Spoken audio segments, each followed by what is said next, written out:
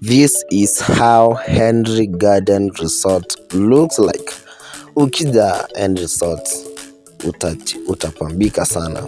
Yaani ni bahali patulivu, hakuna kelele, ni bahali pasafi kabisa. Ukiangalia hapa Henry Resort tuko na swimming pool and both for adults and children. Na pia kuna zile vitu za kitamaduni ya Wakisii, zile vitu mira, zile vitu zilikuwa zinatumika kitambo. Ukija hapa ndani utapata kitu kama pusaa, ugali wa wimbi, boiled and canned meat. Pia ukija hapo Henry Resort unaweza chinize, kuna pub, mali tu ukitaka tu drink yoyote unaipata hapo for a cheap price.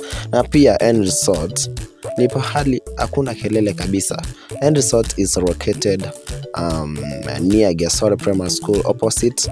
Hivyo ukija tu Nyamira uliza Gesore, just hapo opposite chini ndio kuna Henry Resort.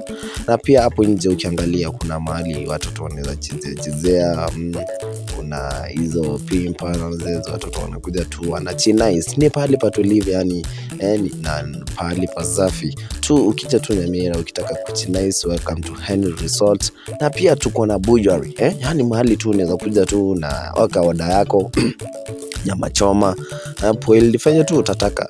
So welcome to Henry Resort, the cheapest resort in Nyamira.